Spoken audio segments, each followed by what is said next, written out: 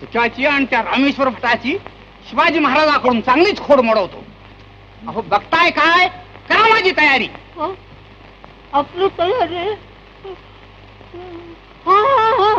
शिवाजी महाराजांकडे जाण्याची. होय होय, मग इतका वेळ ऐकता येते काय?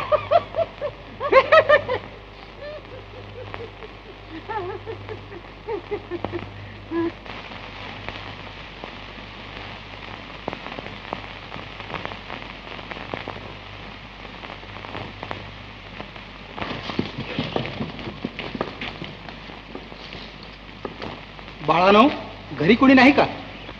हाय तर मी हाय, माझे हाय तर. तसं नव्हे, तुझे वडील तुकाराम बुवा. बाबा गेले ती बाहेर.